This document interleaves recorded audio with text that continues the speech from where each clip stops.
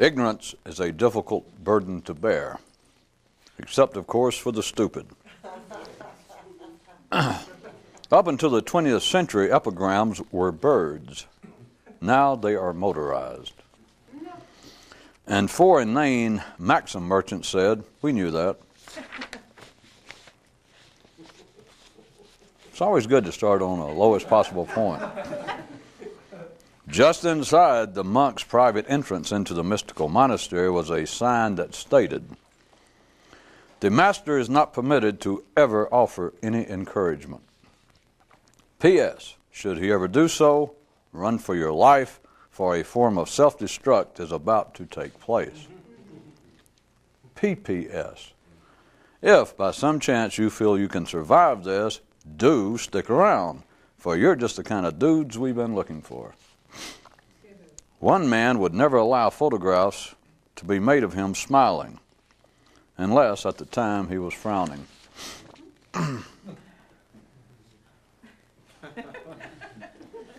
And now, today's soybean prices and how unusually straightforward yet normally unrecognized can be aspects of mortal existence.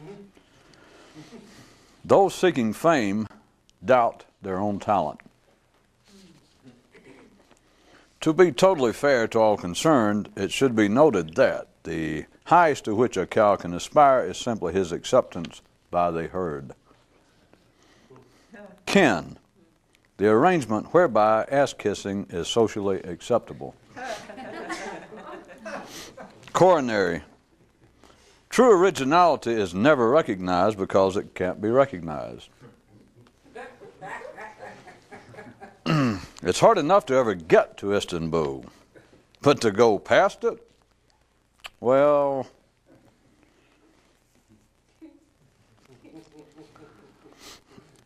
offendum. An ending by an ellipsis is as good as a conclusion by a mile.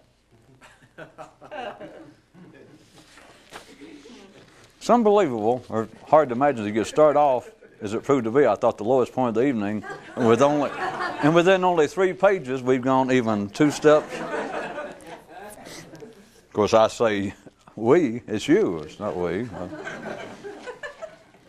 Just exercising the regal, is it paregoric or charity?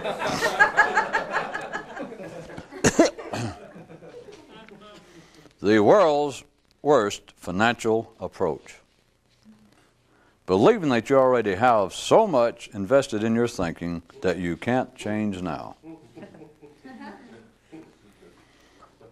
So reflected one man, spring follows winter, and humus nourishes new plant life, but what has that to do with me?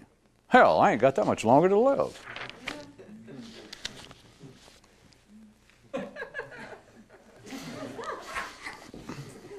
Considering another description of one more conscious from an orally symbolic position, we might say, a man without modifiers. All ideas have at least 2, no, make that 3 definitions. They have 2 definitions and then the possibility that the idea doesn't actually exist.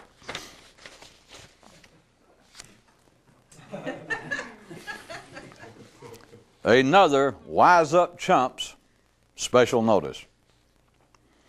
Man's everyday verbal life is the biggest conspiracy imaginable, and one intended evidently at keeping him D-U-M-B and D-I-S-T-R-A-C-T-E-D. Say, boys and girls, can you spell spell? If not, perhaps the conspirators are helping you with your studies. And life muttered under its semi-breath that if it had wanted you to be able to think good, it had made you that way to start with. Extracurricular theorem. A finished product is not truly finished till you let the local wholesaler convince you that it is. Okay, look at it like this. Life doesn't want what's best for it. Life does want what's best for itself and man. It just doesn't have time to see about people individually. That's your job. How the more alert managed to hold on to the farm. By remembering that anyone who shows up at your door on a mission to assist you will sleep with your pigs and make sausage out of your oldest daughter.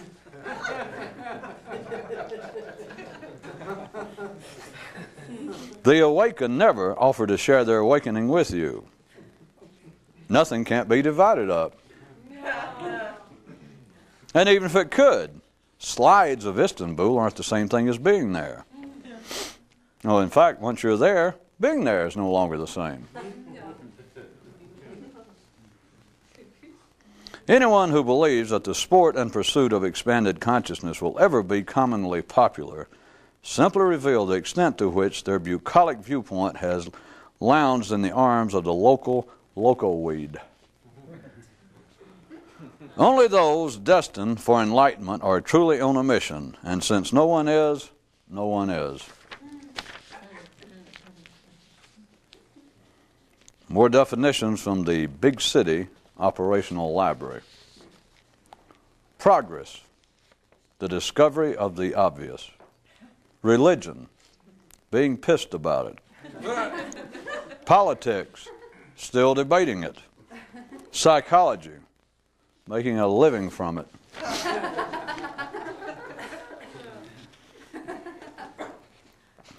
During the monk's annual verbal grab-ass and lateral IQ bowl, the challenge was presented as to who could describe the awakening in the best and fewest possible words. And the first to step forward said, quoting, "the highest human achievement," only to be followed by another who uttered, "full mental realization," and then a third whose offering stopped the show, quoting, "the future, always the future." And if you're interested, by the way, they videotaped the affair to be replayed later, but later never came. How life actually works on grander metaphysical and lymphatic levels. If, through his patrol car PA system, the cop behind you requests that you pull over and stop at the first safe spot on the road, you don't have to. Such is another example of how life actually works, and yet how hardly anyone with their health realizes it. As they lay in each other's arms by the gently running stream, life began softly singing in the mortal's ear, "Don't go to strangers, come to me." And to himself the man mused, "They don't come any stranger than you."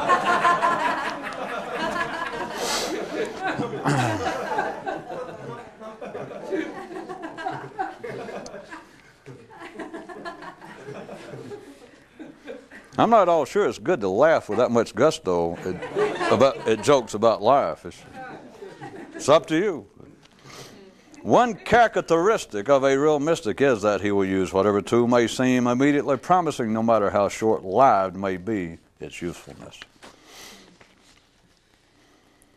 A man said, "My behavior is like a fine-tuned, decorous machine," and was asked, "How about your understanding?" and replied, "My behavior is like a fine-tuned, decorous machine."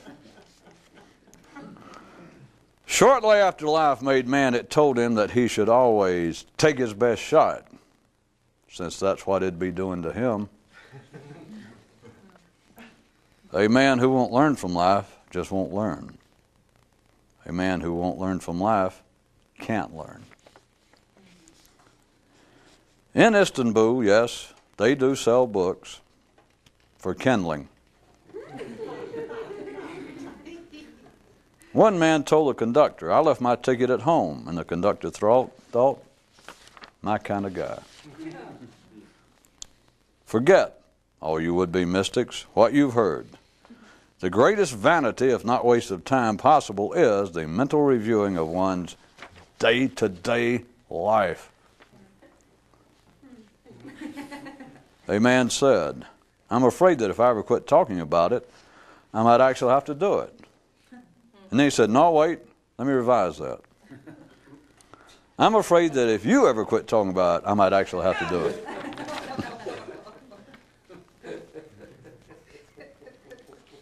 In real intelligence, experience counts for nothing. That's what the ordinary have knowledge for. A man wrote Buddha, Dear Sir, I certainly do enjoy your magazine, even though I no longer receive it.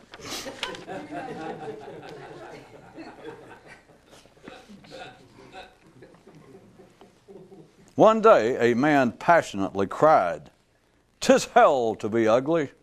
And the mirror replied, You do not recognize even the half of it, not its source, nor its power of distortion, not from your present mental position. And from this observation, the man was suddenly taken away to that beautiful area near the Bosporus.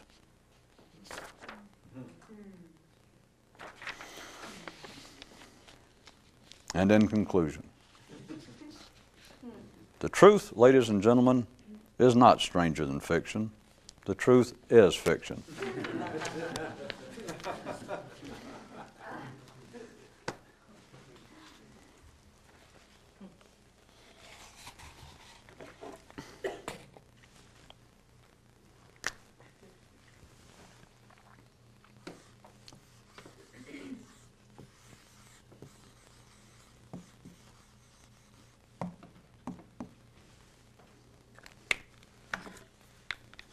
Do all the colors pick up? Yeah.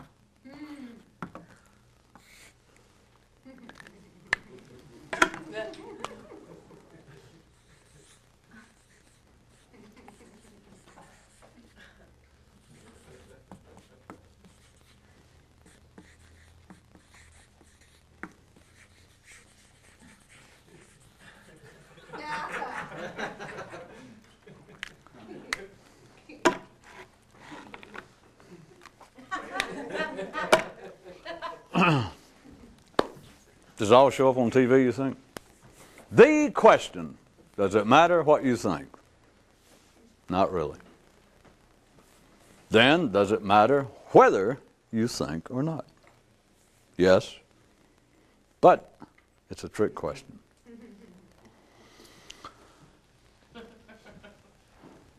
I could make up another verbal scenario of the history of man, of everyone, and that the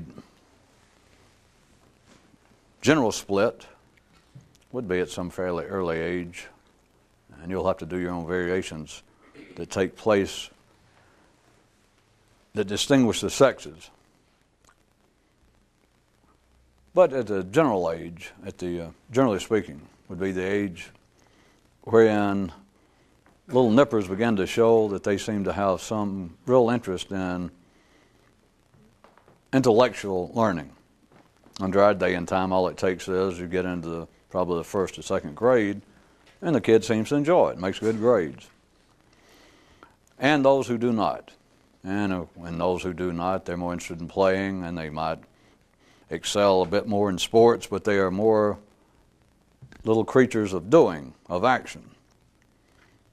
Part of the hobby that life gives man collectively, one of these several that's unnoticed, is then making men take those who seem to be inclined at an early age to be more little nippers of action with very little interest in matters intellectual, and to attempt to show them the error of their ways, to show them what is lacking in their development, show them what they're missing, the great joys of being in the library. It's a great, did I say hobby? Good, hobby. Well, I know I originally was going to censor myself and not say something insulting like foolish distraction, the continuation of life's practical joke. It gives many people in the civilized world employment trying to pursue this and keeps them therefore off of our collective income tax paying backs, off of welfare. It gives them something to do. This split into creatures of, and it's not absolute anymore, if it ever was, but it is a kind of overlapping that is not hard to see. It is hard, it is damn near forbidden for ordinary people to see it bluntly and directly like everything else. I don't mean it's of any singular significance. But by now all of you should fully recognize it's been going on for 3,000 years. So, I mean, I hate to push it. You know what I mean? I'm not trying to get on your back about it. But since you've had 3,000 years, I was hoping maybe a few people might be up to the point that if I just gave you a nudge, and I'm not going to ask you to answer them, we're not going to ask for a raising and show of hands, but if you just might realize that trying to talk what appears to be, just by common observation, not very intellectual people, kids, and grown-ups if you wish, but little children, teenagers, that you're going to encourage them through all sorts of psychological programs, all sorts of peer support groups. And if that doesn't work, you'll beat the little rascals with sticks. Try that. Torture them. Anything to take people who show no natural interest in matters intellectual, that they had rather play than read a book. I mean, full time. It's not open to question. It's not whether they feel good right now or not, or whether the book's particularly of interest to them. Oh, well, look, Bubba, the book's about playing football and beating up on other kids. I mean, you think, well, this will finally get him to sit down and quit having to buy those mood-altering drugs for the little boy. That here is a book on how to punch other kids, to believe that you're finally getting somewhere. I was going to point out that, or what I was about to ask rhetorically, was after 3,000 years, do any of you, it's just a great example of blunt reality. Not collectively, because I was going to ask, maybe we should have a show of hands. Who would like to get off the track already?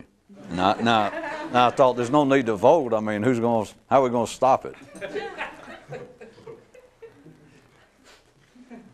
It's just another place to point out, because it does get very subtle if you're British and subtle if you're from Detroit.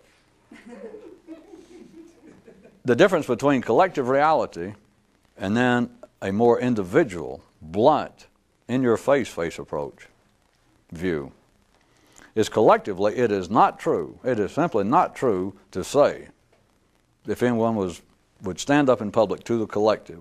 Now, when I say the collective, I'm talking about the middle class, the sane, the standard bearers of reality, the civilized, sane reality, at any time, at any place, to stand up in front of those people and say, children who show no interest, children and adults, but people who show no interest in matters intellectual, who would rather play, who would rather lay on their back, who would rather do almost anything than pursue any intellectual activity, they can no more be changed than blah, blah, blah, blah, blah. That is not true. That is not true collectively. It cannot be true. It is not true. They will reject it, properly so, and yet it is true. That's what I was going to say, was after 3,000 years, I was hoping maybe some of you, just in your spare time or by accident, somehow stumbled around through this great genetic web and ended up here and could hear it and just thought, well, hey, yeah, anybody knows that. Yeah, no. Everybody knows that, but life won't let anybody face that. It is not useful for life's purposes. And I know how much it means to all of you to serve life's purposes. Well, look at all that life's done for you. Or if you're more a simple turn of mind, if you don't serve life's purposes, just think what life can do to you. It's kind of a larger form definition of my definition tonight of kin is ass-sucking made socially acceptable. We can get off the subject. See, that's not collectively true, and yet it is. Because collectively people go, no, family means something. Well, I know it does. Being alive means something. But people say, well, yeah, but family means something. And we all know what they mean. They mean more than they're saying. But how about just take it literally? How about just take it at the basic level? Well, sure, family means something. All right, I'll say it for you. Where would you be if you hadn't had a mother and father? And I think some of you suspect the answer. So family is important, but we're back to one of these things like that's a trick statement. That's trick reality. Family is important. Well, yeah, without family you wouldn't be here. And then people go, no, you're being silly. They're important. And they mean it locally. They mean it specifically. Either in a negative sense that their parents, they feel like, made them grow up traumatized, and so they say family is important, in a negative way because my family has almost ruined me. Which, all sorts of jokes you can make up your own to go after that. Or they can say that family is very important because my family was such a great inspiration to me, and they pushed me in the right direction, and etc. There's another way to look at it, and that is the whole idea of kin is just it's ass-sucking made socially acceptable. Because no one questions somebody saying, I want you to meet my father here, very proud of my old man. What the hell do you call that? I don't mean he's not insinuating he's not a fine fellow if you say he is, but we're talking about serious sycophantism. For those of you, for anyone who may not have gotten a full dose from a news item from last time that said one man looked around at many of the activities of his fellow man, religion, the arts, education, science, all matters of entertainment, and he thought, I think it was entitled something about money-saving shopper consumer tips. But he looked around all this and then turned to humanity and says, why don't you guys just directly suck up to the big guy's ass and cut out the middleman's markup? Well, I thought maybe this had helped a little. All of it is from one view, and we're not talking about family relationships or psychology or religion. We're talking about the genetic web that is humanity on this planet. And all ordinary people, all cows, the highest they aspire to is for their fellow bovines to at least accept them. And of course, fame is, since you know that you're none but a cow and you're not even sure that you measure up to just minimal udder standards. The desire for fame is like for other cows. To look at you with a certain kind of what you interpret as being respect.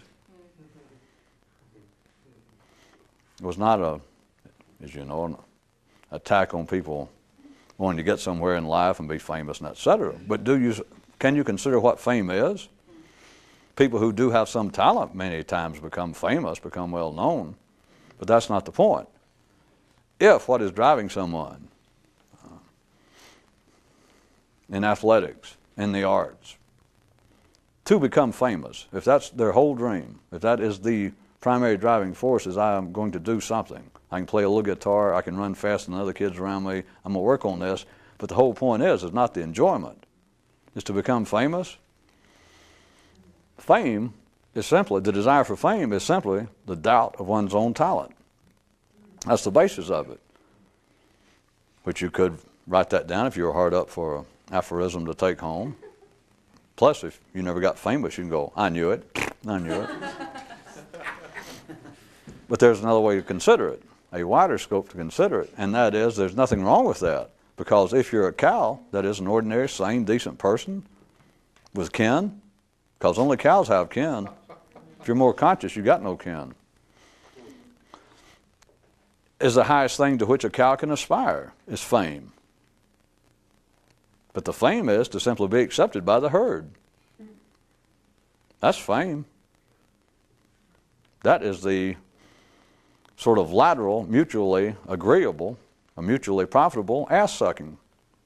But when you get past that, when men want just a little bit above that, when they start dreaming of great philosophical matters and religious matters and et cetera, according to the guy in the news item, he looked at all of it and obviously saw it in a certain way, and he asked, why don't you guys cut out all this middle expense? I mean, you're wasting your time being famous or trying to, or going to church or reading a book.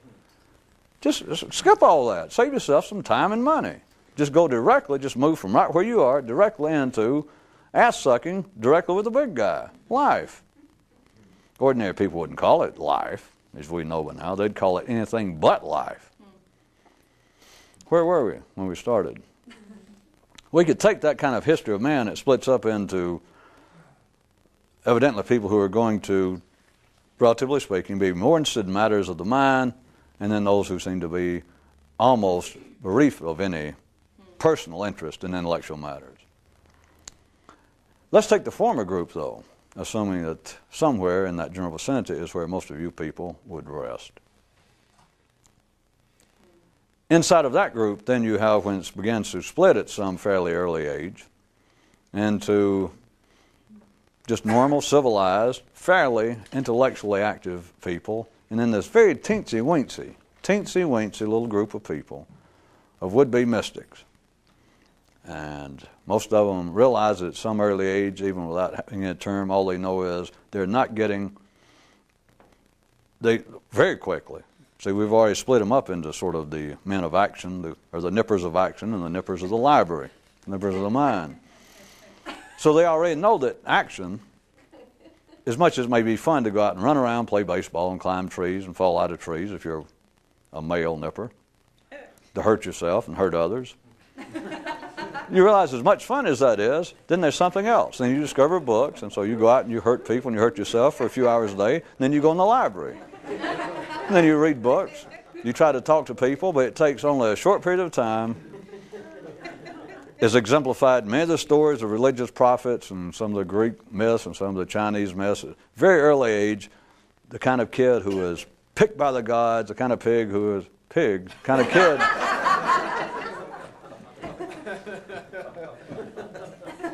Does anybody remember Reverend Spooner? Many people think they do, but they don't know how he ended up, which I'm not going into that today. I mean, his end was unsavory enough, but trying to describe what happened, I've seen people's lips wither just from hearing it described. So think about it. Not their ears, their lips wither. But kids at a very early age, as according to the myths, that the gods have picked out or whatever happened, the gods owe their mother or father some favor for some past boon that they had done for them. But a kid, intellectually, he understands that playing is one thing, action is one thing, and then he finds out that, boy, I really enjoy the mind. And usually he will also find himself being unique in the degree to which he finds intellectual activity. Because if he's hanging out with kids during the early part of the day, and you can take all this figuratively and literal, and they all love to play, and he says, well, I'm going to the library now. I'm going in and read some books for a while. Then just the way life is arranged, then usually he is alone. As the kind of kids, if they were out playing for the previous 2 hours, pushing each other off high buildings and cliffs and rolling in the dirt, and getting everybody to ride bicycles by real fast and cram a broomstick in the spoke. I mean, you do that all day, so almost everybody is at least injured enough to where you can barely get back home, or at least get in the house before your mother realizes what happened. So everybody's done that, and just have as much fun as a human can bear at that age. But then at some time you go, well, I'm going home and read a book. I got this new book. Just the way life is, you will very likely end up by your lonesome. because those kind of kids that you were with earlier, they have no interest in it. But if you're the right kind of person I'm describing, you've got interest in that, you understand what it is, but you also realize, I get fun. You finally get over worrying about them and trying to talk them into it, because you can. You can take your best buddy and talk him in. Come on, read a book, try it. So you drag him back to your room after a full morning of playing, hold him down or sit him down and say, wait till you read this. And you pull out something real neat like, the Groover Boys attack Bertrand Russell in the dark or something. And so you say, really, trust me, you'll enjoy it, and you tell him that somewhere in there it's got pictures of naked women or something. So you get your best friend, and he sits there and he starts reading. And within 10 seconds, either that or he's fidgeting, and you try to hold him down, and within 2 minutes he's ready to fight you. Or he says, well, I got to go to the bathroom, and he's out of there. So you catch on that nobody has an interest in this. And I'm describing again the kind of almost invisible tightrope, you can take credit for it if you want to, if you're that big an idiot, that most mystics go through more or less. You understand I'm alone, is what you understand. Is the kind of people I normally hang out in the morning, they have no interest in this. So, and it doesn't really stop you, that you do have an interest in matters intellectual. And you understand that there are two, at least at that point, equally enjoyable forms of nourishment, activity. And after reading a short period of time, that is feeding the brain, the mind, the body, there's only so much you can do, as great as it is. You just find out there's just so many hours a day that you can run full blast. There's just almost a limit to how often you can play stickball, how many hours a day, or how many times you can jump out of a tree and sprain your ankle. You just reach a limit, you understand it without having to define it, that there's only so much enjoyment that you can stand, so to speak, physically. Then you get in intellectually, and if you're the same kind of would-be mystic I'm making up, the time comes very shortly, as much fun as you had reading, you begin to discover that something is lacking. After you've read the third book, the fifth book, after you've read for 2 years, 1 year, the enjoyment you received originally is about gone.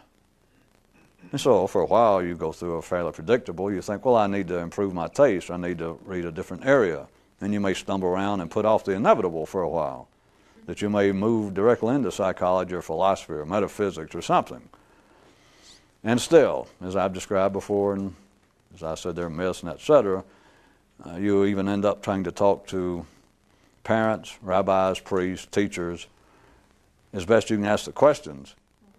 And if you do happen to stumble across one of the aforementioned people that sort of hear your question, they just have to turn you down. They go, well, wait, you're getting into that area. And they begin to kind of shuttle you around like, well, wait a minute. Maybe you should go see my rabbi, says your rabbi. Maybe you should go see one of the professors I had in theology and philosophy back when I was at Notre Dame. And they move you around, but then again, shortly, you just simply find out it is just a point-blank fact that you cannot find anyone at the kinds of sources that you're just sure should be, or the only source you can imagine, that there are no people in those positions. Very few of them will even listen to your question without their eyes glazing over them, go, I got to go to the bathroom. And you go, wait a minute. My buddy Butch used to pull on me 10 years ago. Either that, or if they do listen, if you're lucky enough, in a sense, to find somebody, an older person who will listen, and they go through that kind of thing, they may say, yeah, I hadn't thought about that in years, but kid, I know what you're doing. I can almost, geez, I forgot that. And he may have to get up and walk around the room. He'd go, oh, Lord. He says, wow, I don't know what to tell you. You just get to the point you realize that that's about the most intelligent answer you've received in your 14 or 15 years on this planet, is finally one guy looked at you and went, oh, I remember it. Oh, I know. You don't have to say more, kid. I know what you're saying. And he's like, this is it. He goes, phew, God, I got none to tell you, except, right on. And you realize, well, this is the most intelligent thing that I have heard yet on this planet, is one guy went, I know what you're doing, I know what you're asking, and I got no idea what to tell you. And that's the most intelligent thing you've ever heard. And you think, well, at least thank God for that. Then you end up, what we're getting to is the question. Then let's say that you pursue the fairly predictable and known kinds of courses all over the world. I know that those of you who have read enough that it, like everything else, they like to say that things change, culturally speaking, that the kinds of procedures a kid might go through if he grew up in Pakistan or India, or if he grew up in China, Indonesia, or if he grew up in Paris, in France, or if he grew up in the United States, because the cultural differences, the religious differences, but they normally will say cultural, that if indeed a kid was trying to pursue some sort of would-be mystical path, he would certainly go through a different procedure, because they have different cultural institutions, different historical norms to accommodate, if they do at all, to try and accommodate such interest. And it can sound to be completely different. It can sound as though it would be different from a child such as the Buddhist countries even today, that you may know that it's still fairly common for a kid at some age, it's usually somewhere around puberty. Well, puberty, but not yet old enough to actually afford a subscription to Penthouse or Hustler. But at that kind of age, it is not still uncommon. It is a cultural tradition in certain areas of the world still for a kid, and sometimes even adults, but for a child, to go to a monastery, to go put himself in the hands of a Buddhist monastery for some period of time, some known period of time. It's like a passage. Instead of just a circumcision, instead of just a one-day bar mitzvah and good drunken party, and let's all attack the accordion player. For those of you that's never been to a good bar mitzvah.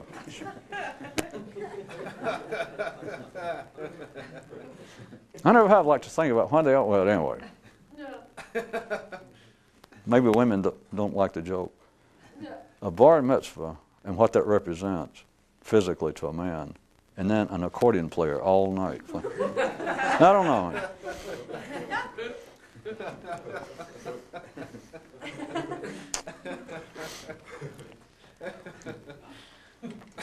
But it is not uncommon, for instance, for a child in a family, it's just a tradition for them to go and spend a period of time, 6 months, a year, in a apparent religious setting. And from our view, from the Western view, you could think, well, it's even more than just religious. It's probably is, or should be, verging on a potential mystical setting. That there it is, people engaged full-time, supposedly, in the pursuit of a higher spiritual state, read intellectual. But it is just a cultural norm. They do have it described exactly, and those people are no better off. And one, well, this is irrelevant, but I can't resist pointing out again, so I'm sure most of you are getting this good. If you were just a fairly sophisticated, let's say teenager, would-be mystic in the United States, let's say, and you suddenly read about how common, that was just the norm for a child to reach the age of 14 or whatever, and to shave his head, to go into a monastery, put on the robes, and live there with the monks for a year. The real monks, the people who have devoted, I'm just giving you the kind of descriptions that you can read in almost any book, that there he is in a monastery with 200 grown men who are actively devoting their life. They do not work. All they do is read the Buddhist scriptures. All they do is sit and meditate. They try to do good works. And you go, it'd be very common to think, damn, out of this whole little planet, I had to be born here in Arkansas, in the United States, or where, that's where I should be. That sounds as though they're, but I was going to say, for those of you getting a bit more agile with your left brain and right foot situation, it is not necessarily a good or a beneficial arrangement. Can you just hear for a second, and I'm just going to say it and we'll just move right on, that from one view, this is not true either, but from one view, it could be detrimental. It could be a hindrance. All right. Those who want to pretend that you misunderstood me. Or, of course, you can always, the easy way, pretend I don't know what I'm talking about. I don't know why I never think to point that one out. I guess because that is one of the few things in life that's obvious to people. When they hear things coming out of life's woodwork that they don't like, They go, I've seen paneling before, but that is the most deranged baseboard I've ever seen. So there you are at the age of something in your fairly early post-puberty, and you realize that you've got the body, you're working with that, you got no problem with it, you're not anti-physical, you have got out and you've roughed it up with the best of them, you still enjoy it, and you find out that you get equal enjoyment up here. The way it starts out, it all seems like it's up here. It's when I was using books. That you seem to enjoy school. And the kind of guys you normally fight with and play with all morning, they can't hardly believe that you actually like school, that you'll show up for class, when you don't have to. And so you realize, well, there's something up here that I enjoy. But then after a short period of time, I'm missing something. That's when you try to push it, and that's when, if you're this kind of fictional character I'm describing, you are trying to find a kind of mystical, a transcendental. And you know I don't mean mystical in any specific way, of any religious way. But what you're wanting is something for the mind that you cannot find. You cannot find it in any book. And I left out a bunch of the steps I'm sure that many people go through, that not only you decide, well, wait a minute, I know what's wrong. I know what now is missing, because what you're dealing with is a library there at your elementary school. And you find out there's one down at the city downtown that son of a bitch is bigger than our whole school. So you get your parents to give you money and you go down there. And you might spend weeks, months roaming, and you're just sure it just smells right. All these books, and so many books and so little time. The answer is here. You just know it's here. I mean, you look up and it's higher. The stacks are higher than you can even reach. Old books, dusty books. And so you just know it's there, but then you find out it's not. You are then, what I'm saying is, you are a would-be transcendentalist, not a follower of Mr. Emerson and Thoreau. They almost ruined it, but thank God they're died. Most of you never heard of them anyway. But you are a small t transcendentalist. That is, you are seeking knowledge that is not normally available to the human intellect. And after that, as we all know, it gets into second connotation, into cockeyed connotators. They no longer look at it as connotation, they make it a new definition. It goes from being transcendental, simply knowledge not available to the human intellect normally, to somebody do Twilight Zone and all that, to spooky wooky occult New Age and dead Indians with resold moccasins speaking to me, and I'm channeling for Nero's fiddle maker or something.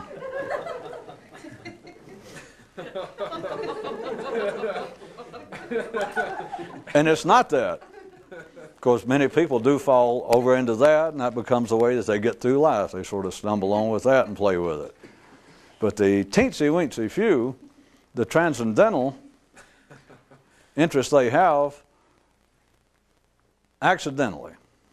Again, it's just a kind of an invisible line they're following or being driven down, is they go from the local library, they go from their mother, father, rabbi, priest, teacher, local hero, that is, of finally accepting the fact that no one apparently knows what I'm asking. Or those who, the one or two or one maybe that goes, yeah, damn it, I know what you're up to, I know what you're asking, and I don't know. So you're past the point of worrying about that. You just have to accept it, that no one knows. Then the knowledge you want, what I'm describing is the would-be, or the attempt to be a transcendentalist, even not knowing it with a small t,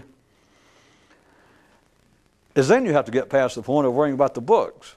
That is, that there is this knowledge somewhere. Now after that, until you once have the experience, there is no answer. There is no fill in the blank there. I can do it. But I'm doing it after the fact, or for those of you who haven't had it, I'm doing it before the fact, and all you can do is hear the sentence and go, yeah. But if it was yeah, you would have already thought it yourself. Which is, this is still the same sentence. You're kidding me. You know I'm not kidding.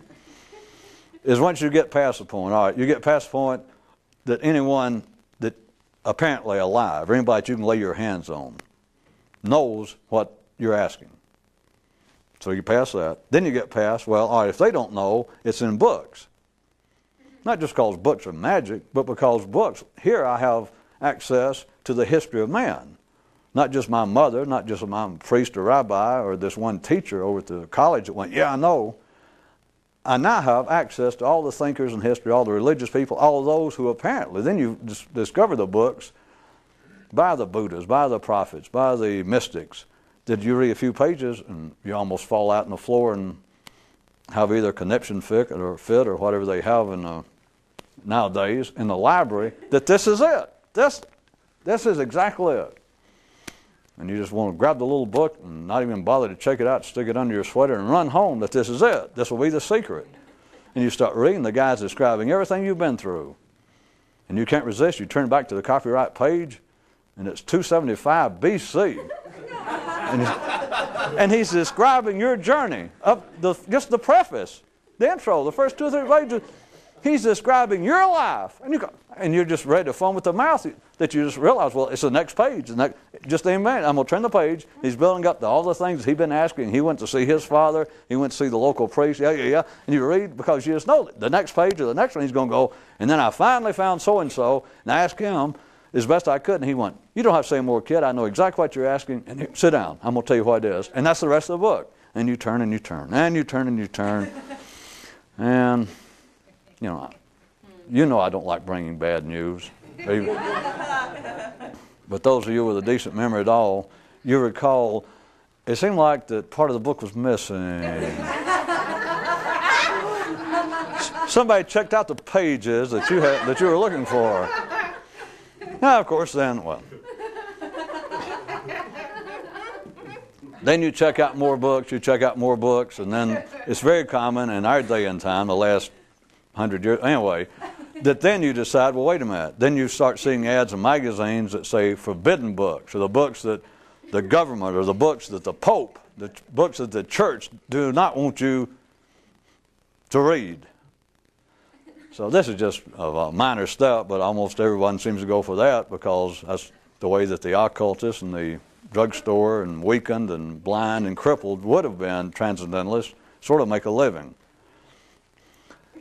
Is then you decide, all right, it's got to be somewhere. And then you have already been through, you spent 2 years reading every book in the local library on philosophy, metaphysics, and you realize none of these people that wrote it down, the preface to all of them sound good. That, yeah, they go through the same thing, and by now you're not even enthused anymore.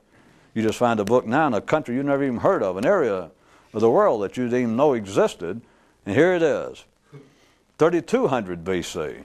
And the guy's describing the same thing, and you're no longer that excited. You just kind of thumb through because now you know it all. You can slip and you realize same thing, no answer. Then the only thing that you're left with, or generally is, well, wait a minute, it is hidden.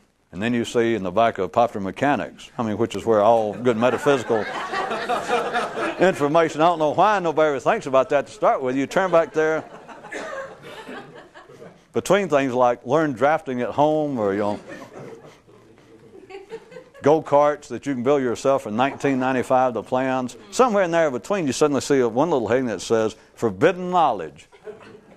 And then it's something about, some discredit, or some rabbi you never heard of, some mystic that was thrown out of the church years ago, and it says, the book that was written that made the Pope break out in hives when he read it. They killed the man. It's been banned now for 500 years. Which sounds kind of interesting. Knowledge that the church, in the Western world, that's who they blame it usually on. And when you think about something the size of the church, the Catholic Church, and has suppressed it. They bought every copy available 500 years ago and burnt most of them. They locked one away in the Pope's private chamber so only he can read it. It is so dastardly. And your mind goes, wait a minute, it's not all that dastardly. And even some of the ads will even do the insinuating for you, if not the outright statement, like the reason it's been banned is because it tells you the truth. It tells you. All men want to know what life's about. And of course, you've been wanting to know that for 10 years, let's say, and you're still only 19 or 20. And you're somewhat, but now, if not skeptical, a little ennui dripping, a little blasé, a little disappointed. And you keep reading the ad, though. And it says, All men want to know the secret of life. And you go, yeah. And it says, and people can't find it. And you go, yeah. Do you know why? And you thought maybe you did, and it says, we'll tell you why. The knowledge is there, but it's been hidden from you. So you've already been through mothers, fathers, priests, and people. Then you've been through all the local books. You've been through every book that even qualifies as being part of the great Western canonical tradition of, well, the whole world. I shouldn't say the West, of all philosophical, theological, metaphysical. And here it is, it says, the reason you can't find what you've been looking for is it's hidden. It's been banned, it's been driven underground, it's just simply hidden. It's not available. And even by then, if you're that kind of proper would-be transcendentalist, there is no good word. I said blasé and et cetera. But it's not really that. It's just, but what do you got left? If you're up to that point, even if you've got not a lot of faith in it, but there it is, and it may be the first time you heard it put that directly, that they're blaming it on somebody. The knowledge has been there. They even say, one guy wrote a book. How many books have you read in your life? It says in the ad, and you go, well, a lot. It said, how many places have you looked for the answers to life? You go, well, probably a lot. And they go, and did you find it? I don't know. Did you ever wonder why? But then you're kind of getting pissed, like, well, what do you mean I wonder why? And it says, well, the reason is simple. And you think, wait a minute, I've come to this, 20 years of searching, and I end up in the classifieds to a magazine that the newsprint comes off on your fingers, and it's going to tell me why, but it says, it's been suppressed. It's been hidden. It's here. They're just hiding it. I guess there are worse things you could do to while away a few hours or a few minutes sitting there reading an ad, because you can't say that that's not true. So here we are face to face with suppressed information, suppressed knowledge, hidden.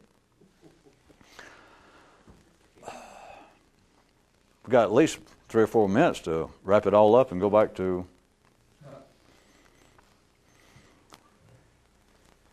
the question. Does it matter what you think about? It would seem to matter to the kind of people we're describing now. At least, thank God, and I'm running out of time, I don't have to go back through all the ordinary people. But you know the ordinary people. Look at you. Look at the ordinary level of your own intellectual processes. The question, does it matter what you think? Well, hell yeah, it matters. That's about as inane, witless, supine, dim-witted. How about asinine?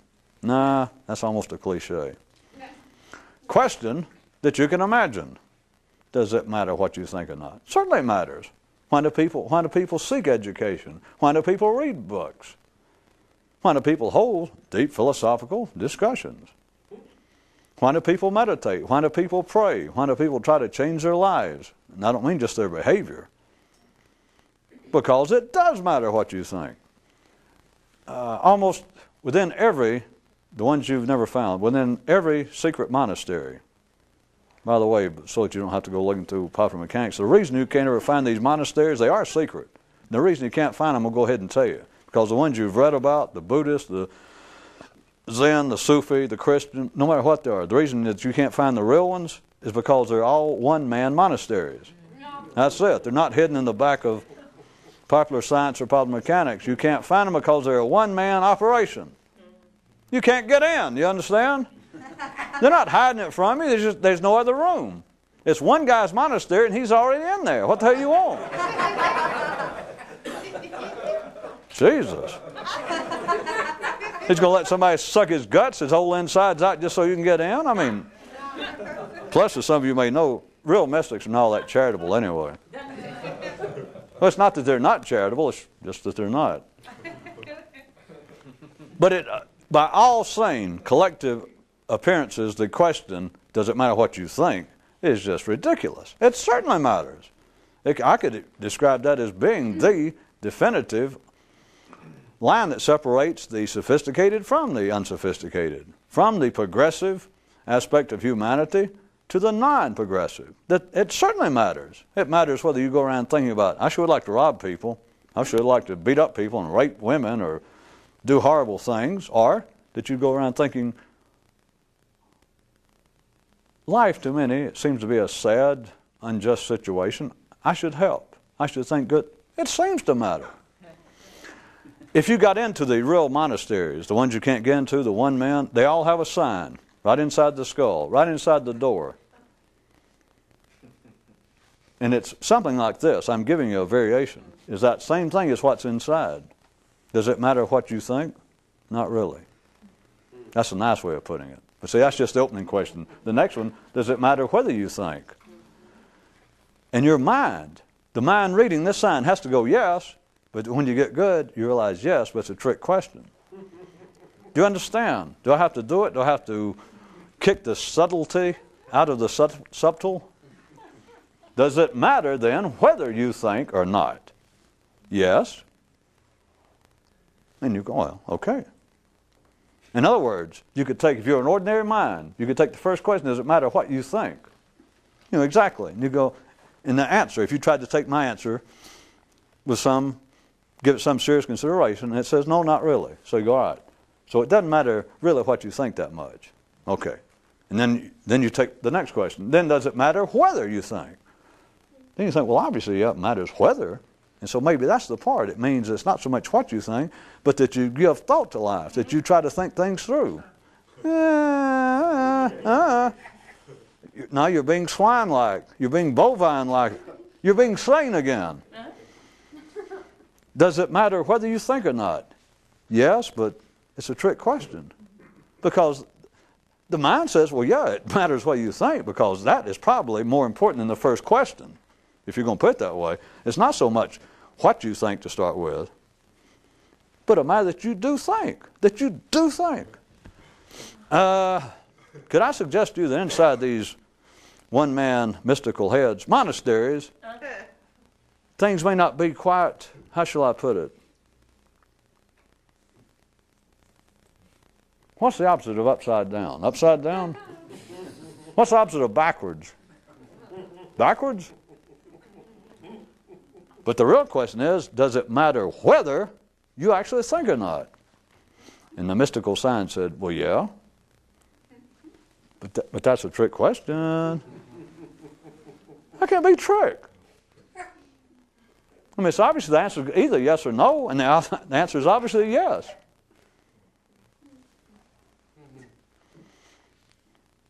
Then my only thing is, I suggest until next time, consider all the things that you may have read and didn't actually read them and hear them correctly about the kinds of, not just the practice, because they can describe the practice that they sit there and they try to still the mind without moving. So you can read that. But then somebody tries to describe what it seems to lead to when it works good. Try and consider that, go back and think about things you've heard and even things I said, and then does it matter then, not just what you think, but whether you think? Yes, but it's a trick question.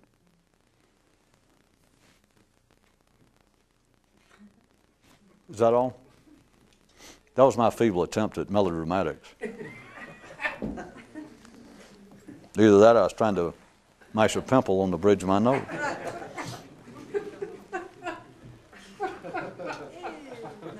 Which is not at all, come to think about, like thinking.